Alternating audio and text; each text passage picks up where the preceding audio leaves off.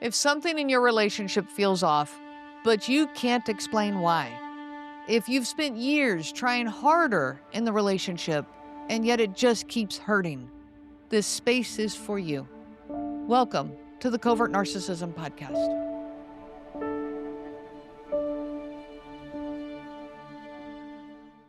Today is something a little bit different, and I'm really excited to get this started. This episode is the very first CNG Community Chat. The women you are about to hear are not clinicians, influencers, or experts in the field. They are participants, just like you.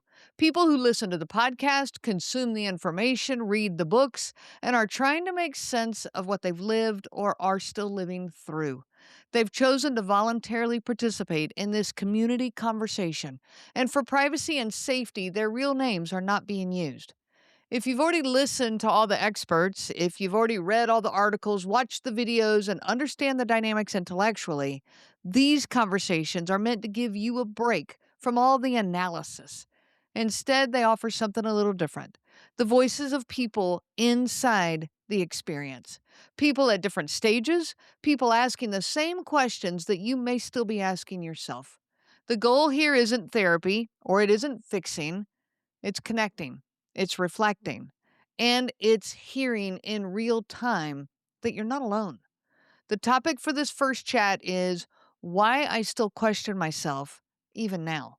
If that question has ever echoed quietly in your own mind, this conversation is for you. Let's begin. Today's community chat is centered on a question that I hear again and again from people impacted by covert narcissistic abuse. Why do I still question myself even now? This kind of abuse doesn't cause pain just in the moment. It actually trains you to doubt your own memory, your own instincts, your own emotional reactions. Over time, that self-doubt becomes internalized, so even after you understand what has happened or what is happening, even after you've done all this work to heal, the questioning, the doubting, it still shows up. So if this resonates with you, it doesn't mean you're stuck. It doesn't mean you're doing your healing wrong. It means your nervous system learned to survive in an environment where clarity was not safe. And today's conversation is about that. It's about naming the reality and offering reassurance that this part of the journey is both common and understandable. So I welcome you today to our first CNG community chat.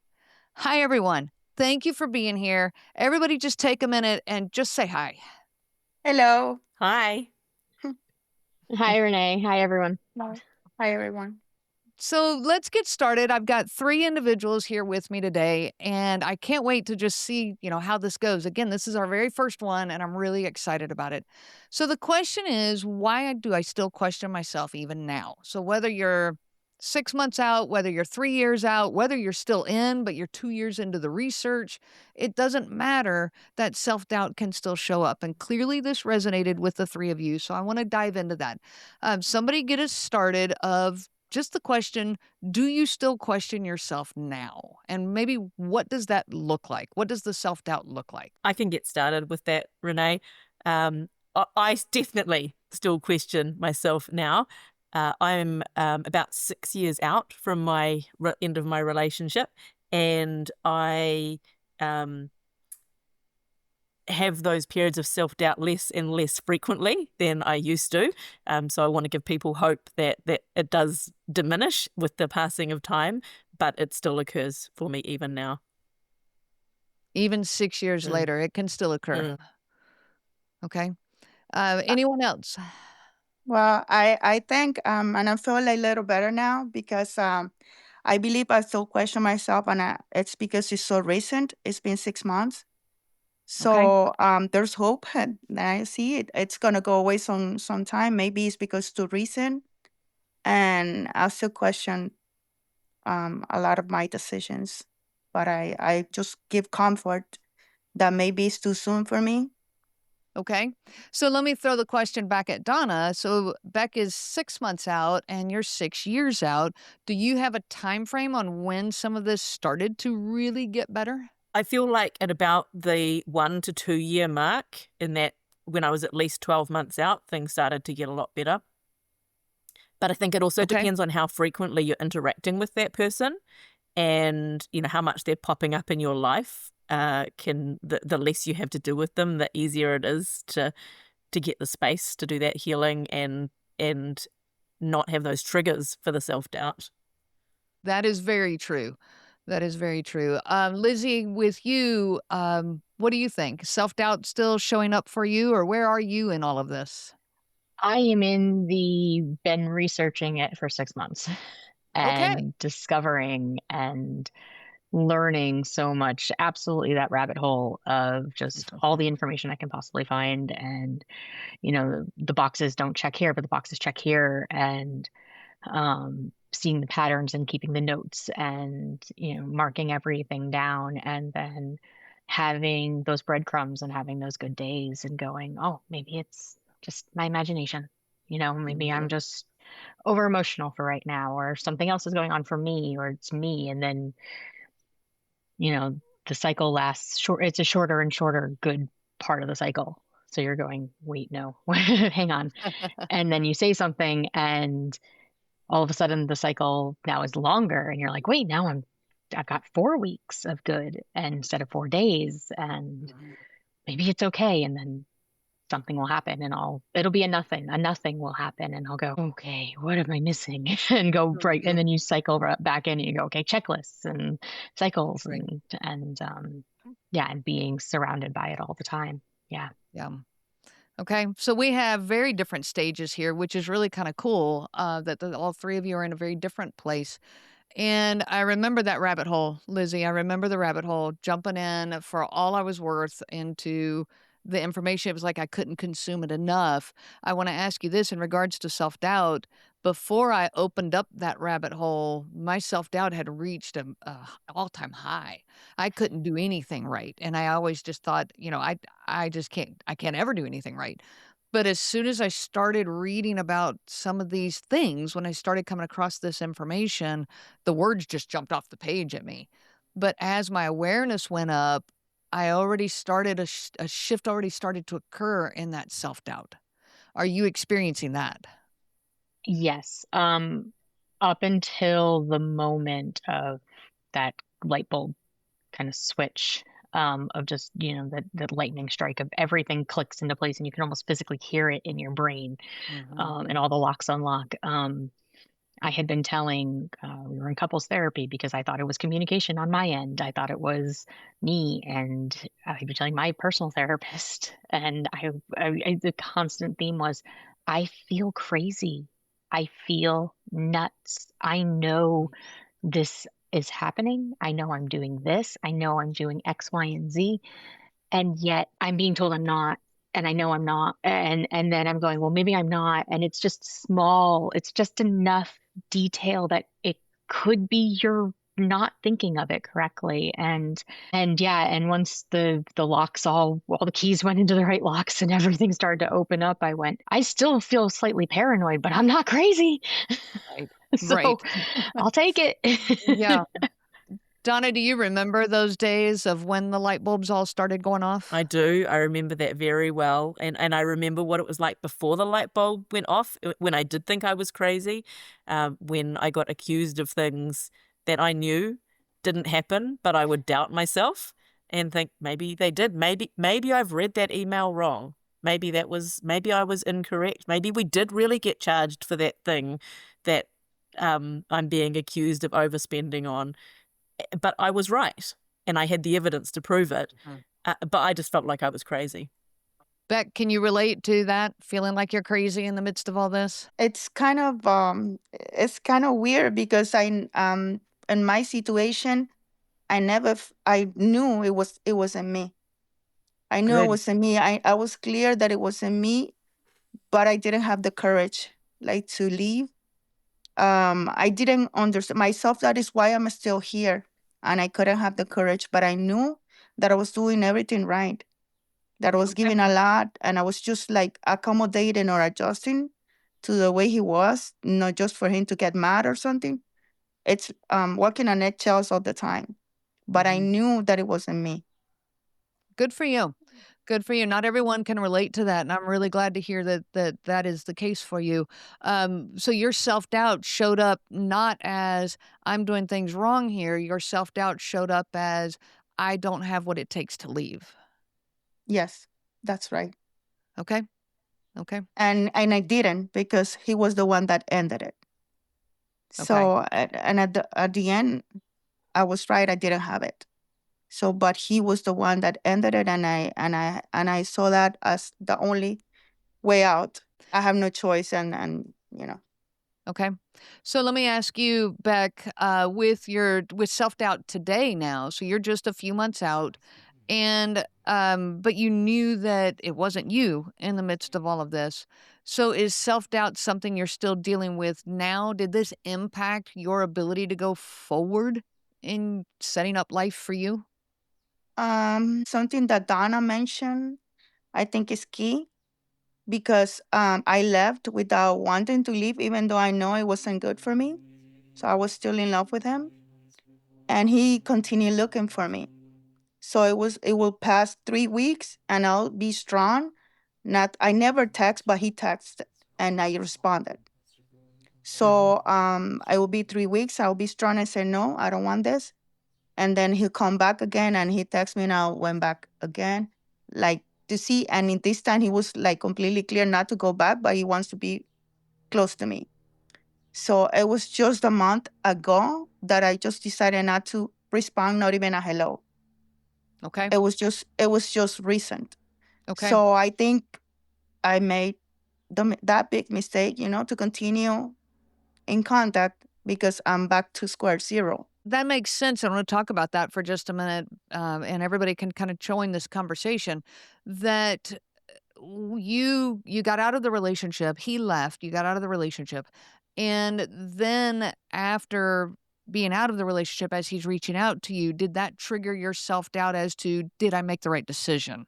Should I go back? He didn't ask me to go back. Okay. That's the thing. But deep inside, I was hoping for him to say that he changed, and he made the mistake of letting me go. So I was still with that hope. So you were still myself hanging on that, still like that, and the self that is still the same. Why do I want that? Donna, you want to jump in on this? I did. I wanted to say something about this idea about going back, because although I was the person that ended the relationship with my ex, as a result of discovering his narcissism and abuse, after a period of about nearly 4 years, he seems to be getting a lot better. We have children together, so we can't go completely, well, I can't go completely no contact, and we have to correspond about things. And for about a year, he seemed to have got himself back together. He seemed to be like a normal, rational person. He was playing the game really well. He was being a great co-parent. And I didn't realize that it was a long-term reel back in, and I let him back into some things, and so hoovering is the term that I've heard used for doing that.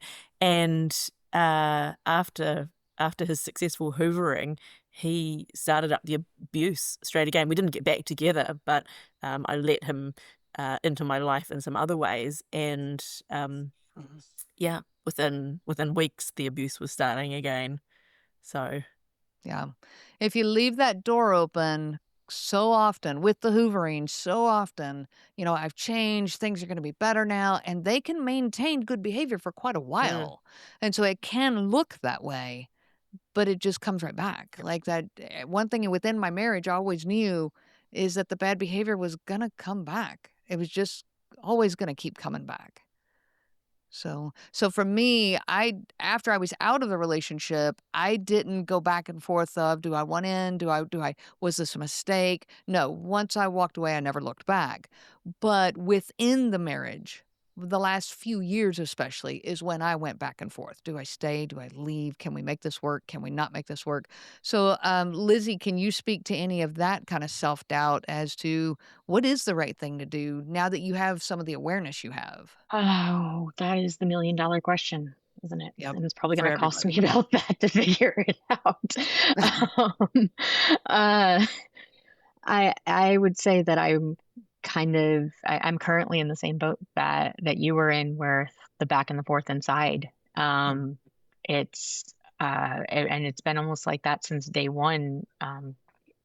He and I were older when we got together. We had been through serious relationships, so we kind of knew a little bit more about what we wanted from relationships, or I did, at least for me. And so I could see the red flags, but I justified them away. I was, well, we're older, we're stubborn, we know what we want, and we're not willing to compromise. And I made excuses then and said, maybe I shouldn't. Okay, but it's okay. And then we had our child, and it was, well, now we have a child. We can do this. And it's so hard. Kids are hard. They're hard. It's okay. We can do this.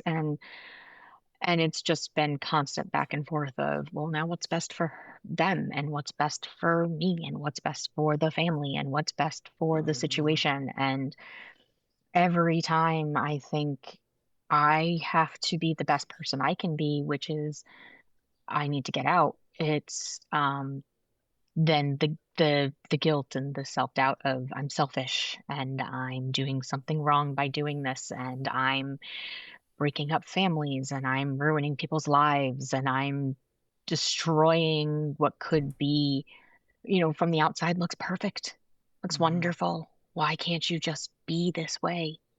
Why can't you just be Just keep it? nice? Yes, why can't you just be nice? Why can't you just accept me for who I am, is what I am told almost daily. And I go, Wow. I because can I don't relate to like that. I can relate to that so much. And I remember I struggled with the question of, can I stay? Do I need to leave? Is it right to leave? Is it right to stay? What about my family? What about my kids? That is such a hard question. And nobody can answer it for you. Every single person's going to have to answer that for themselves. Yeah. Donna, do you remember that struggle? I do. Um, Another question, Renee, in that list is, what about my marriage vows? I made a commitment to this person, and they're not going through a good time right now. They're in a bad place emotionally and mentally, and is it selfish of me now that I know this and I want to look after myself and get out? Am I abandoning my marriage vows for better, for worse, to be there for that person who needs my love and support right now? That was a big moment of self-doubt. No doubt. And well, no doubt, no pun intended there. That also, when we know, the more I learned about covert narcissism, the more I realized how much he was hurting, how much, his own trauma background is what caused all of this to come into place in the first place. And so how can I turn my back on that? How can I walk away on that? And so that even added more to the self-doubt. And for me, the self-doubt showed up a lot of, like, kind of what we're voicing. Am I being compassionate and understanding? Am I doing everything I can to help this marriage and fix it before I choose to walk away? Like, self-doubt for me showed up a lot in that way. For other people, well, and myself too, for some of it, it becomes we start doubting our own memory when they rewrite reality and they're telling us, well, I never said that, or I never did this, or we doubt our own perceptions. So I want to throw this question out to everybody. How did you notice the self-doubt showing up the most? And we kind of touched on it a little bit ago with Beck, talking about the self-doubt was that I didn't believe I could do this, that I could walk away. But Beck, were there other ways that self-doubt showed up within the relationship that was, doubting your own good qualities, your own compassion, or your own memories? Yeah, my own worth. Because I'm seeing here, like, maybe you're talking about marriages. The three of you can relate on that, marriage and children. But what was my excuse? It was a boyfriend of 6 years. I have my older kids and he has a kid, but we don't have children in common. We were not married. So what was my excuse? So it was still like mine. It was just punishing me inside and doubting my self-worth. Am I not enough? That's why I'm being treated like that. Okay. Wow. That's a tough thing to work through. How did you handle that? I have parents and I have my children and I have people beside him that really love me and they reassure me who I am and they show me their love. So, and I have friends and everybody around me think of me like highly. So I knew like they helped me through it. I know that it was just him, but me trying to convince him and me trying to make him see what others see in me, it was just destroying me. So, like, you were trying to convince him that you were worthy, that you were Mm-hmm. valuable. Yes. I can relate to that. It goes back to what we were saying earlier about, why can't you just be nice to me? I wasn't Mm-hmm. even worthy of him being nice to me. Mm-hmm.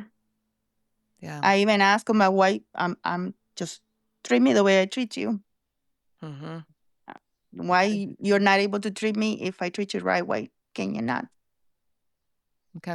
I'm glad you had support around you. Having the family and friends and around you as support is a huge piece of this. Like, anyone who's going through this alone, the people that do have their families turn their backs on them as well, that is so hard. So I'm really glad that you had that support. Yes. Yeah. Thank God. Donna, how about you with the doubt, the self-doubt? How did it show up the most, either then or now? How does it present? One of the big things for me was some of the messages that my abuser told me about myself that I believed. And two of the really strong themes for me were that I was controlling and that I lacked self-awareness. And I believed both those things about myself for the longest time, both when I was with him and after we had broken up. And then I've even though I intellectually know that those things are not true, I have had therapy, I can tell myself that they're not true. That is my go-to, particularly now that I see I'm just trying to plant those seeds with my children, that I am controlling, which I am not. I am just a regular mother who makes sure that their children have appropriate boundaries and limits and, screen time, a good mum who checks up on these things, but that's been planted in their minds as me being controlling, and so it comes back now, and so they'll say those words to me that I know have come from him, and then I immediately go back into that place where I'm like, oh, that's right, I'm a controlling person. When I know once I sit down and talk logically to myself, I'm not a controlling person. So, Wow. That's good recognition of that, because that trigger that then causes you to doubt yourself can also cause you to then feel defensive and having to convince your kids or him or yourself that you're not a controlling person. So that awareness right there, that what you just voiced, is huge. Okay. So how do you handle that now when you do see moments like that? So you're voicing it, you see it. What do you do? You said you sit down with yourself and try to talk yourself through it. Are there other things that help? One of the things that really helps me, and Beck talked about it a wee bit, is having a support network. So I have two really strong people that I'll go to. One is my sister and one is my best friend, who I can run those things past, and I can sense check and say, is it me? Am I the problem here?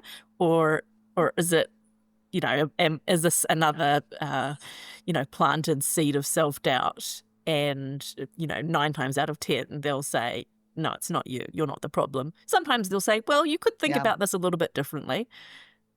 And so having that support network to bounce things off is really helpful.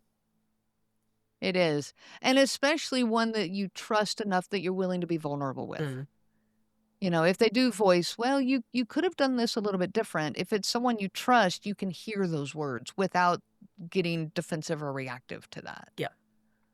Yeah. So that's amazing. I want to say one thing about what you were talking about, that you were accused of being controlling, and then you talked about the boundaries with your kids. One of the things that definitely will show up with somebody who's covert narcissistic is when you start to set boundaries is when you're accused of being controlling. Yeah. And so I do want to, I hope that you sit down and kind of look at that and are able, at least intellectually, to distinguish between setting boundaries and being controlling, because those are not the same things. Yeah. A covert narcissistic person will hear the boundaries as being controlling because they don't like the boundaries. They don't. And they don't. No, you want to guarantee something that they will do. You set a boundary telling them not to, and you just guaranteed that that is the first thing they're going to do. So, Yes, Lizzie, how definitely. about you? Definitely, yes. How does the self-doubt show up for you the most right now? The reactive abuse, for sure. The pushing and the pushing and the pushing until I explode. You mean verbally pushing, like Yeah, verbally pushing, poking, just like the yeah. little comments, the little needlings, the little, Yes. why won't you talk about this subject after I say, I need time to think about it, or please allow me some space, or I leave a room. Which is a boundary. Which is a boundary. Yeah, exactly. Exactly. Back to boundaries. And I just, and it's usually weeks of the needling or days of the needling on a certain topic. And it's just, and finally I just scream. And I'm not a screamer. I'm not a yeller. I'm not a heavy crier. Or at least I wasn't. And I just, and then the immediate like calm and coolness that comes over him of, why are you acting this way? I'm really scared for you. Are you okay? Your emotions seem a little out of control. I'm really nervous right now. Wow. Do you need to walk away? Yeah. Wow. That will really amplify your self-doubt. There is no doubt about that. I know that in the midst of this relationship, I became somebody that I'm not. And I work with a lot of clients, and I hear that often. Is like what you just said. I'm not a yeller, but I'm the one yelling now. I'm not reactive, and I'm the one reacting now. I'm not defensive, and I'm the one defending now. And so just know that that is an extremely common reaction to this type of behavior. And it's a normal response to bad behavior. The response you're having when you finally yell back, that is a normal reaction to the bad needling, the poking, the instigating, the antagonizing that they do. Okay. So one last question on the table is, what has surprised you the most in this journey? We're all three in very different places. So what has surprised you about this path in regards to your relationship with yourself? For me, I would say that I didn't know that I can put limits not only to the relationship, but to, let's say, family, friends, or somebody, when I'm not to please everyone. I know that I don't have to please everyone to be accepted. I don't have to be a doer, because I used to like feel that I have to overdo and like to do everything for everyone so I can be useful and be loved or be accepted or be recognized. Now, with this, I have to say that it was really, really positive for me, because Good. now I know that, if you want to be with me and if you love me, you don't expect for me to do everything for you and to be useful to you so you can accept me. Right. Right. It's okay to be loved, just to be loved for who you are, not to be used. And there's a difference. Yes. Yes. Yeah. That's it's just I'm waiting on the I'm not finished yet, but I'm learning. I know I'm learning, Good. and it feels good. Good. So glad to hear that. Donna, how about you? What has surprised you on this journey? I don't know about surprise, but I think the thing for me is that learning that the antidote to self-doubt is self-compassion has been really helpful, because if I listen to what I'm saying, like if I say it out loud and I pretend that I'm a friend to myself rather than myself, and I think if my friend was telling me that, what would I say to them? And I would be a lot more supportive and a lot less critical if it was my friend. And so when I can step out of myself and have the compassion for myself that I would have for a friend if they were telling me that story, that overcomes a lot of the self-doubt. I really like that, Donna. Thank you for voicing that. I wrote it in my notes. In fact, the antidote to self-doubt is self-compassion. So I really like that. Thank you. Lizzie, how about you? What has surprised you the most on this journey? I think learning a little bit more about myself. I thought that I was this strong-willed, doesn't take BS from anyone person. I spent a lot of time being the strong person, and kind of what Donna said with the self-compassion of understanding, but also learning that when somebody says their truth to you and tells you who they are, don't question them. Don't stick around to see if they can improve. Life is too short for that. Life is too short for helping everyone else and being there for everyone else. When a really great analogy that I've heard is, it's like on an airplane, you have to put your oxygen mask on yourself before you help others around you. And I think that's very true. Like you have to help yourself before you can help others. And a lot of people, even if you're a very helpful and compassionate, empathetic person, if somebody doesn't want help, believe them. Yeah. I equate that to, if I don't brush my teeth every day, nobody's going to come and do it for me. I'm going to brush my teeth every day. It's that self-care. If I don't put some of this empathy and compassion and care back into myself, nobody else can do it for me. And on that same note, if he or anyone else in my life is not going to brush their own teeth, I'm not going to do it for them. You go take care of yourself in that. Okay. And so I love that. I love the message that you're sharing there. So ladies, thank you so much for joining our very first community chat. So thank you so much for being a part of it. I cannot wait to get this out and get this, available to the audience. So Thank you, Renee, and thank you, Lizzie and Donna also for sharing. It was really, really like rich for me to feel part of something, like that you're not alone. Yeah, exactly. It's wonderful to read the messages on the Facebook group, but to be here, to hearing it, to seeing it, and going, I really am not alone. That's really reassuring. Yeah, agree. Yeah. And it's a great community to be part of, Renee. Thank you so much for creating it, for continuing on with the podcasts, and for allowing us to be part of this chat, because it is just such a helpful community to know that you're not alone.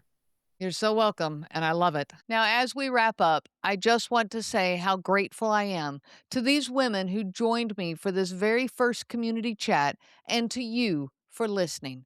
If this conversation resonated with you, I want you to know something very important here. You are not late, you are not behind, you are not doing healing wrong, and you are certainly not alone. These community chats will continue every third Thursday, and each one will focus on a specific experience or topic that survivors of covert narcissistic abuse often carry alone. Our next community chat is titled The Exhaustion of Always Being the One Who Tries. If you've ever felt worn down by being the one who reflects, the one who apologizes, the one who adjusts, the one who keeps hoping effort will eventually lead to change, then this conversation is for you. If you would like to participate in a future community chat, you are invited to do so. The information is available on my website, covertnarcissism.com. Just click on Community Chats. I will include a link in the show notes here as well. You can find the upcoming topics there and choose the one that you want to participate in. You don't need to have the right words. You don't need to be far enough along. You just need to feel that quiet yes inside you that says, this matters to me. Thank you for being a part of this community and for walking this path with honesty and courage. I'll see you next time, and I wish you so much peace on your journey of healing. If there were ever an audience that I wish did not have to exist, it would be this one, because of what it means you've lived through. I'm truly sorry that you understand this so deeply. And I'm really glad that you're here. May this be a place of safety, clarity, and peace. You are not alone anymore, and you don't have to figure this out by yourself. If this episode resonated with you, please subscribe so you don't miss future conversations. And if you'd like to learn more about the support, resources, or coaching that is available for you, you can visit covertnarcissism.com. While I hate it for everyone who understands what I am talking about, I'm really glad that you're here, and I wish you so much peace on your journey of healing.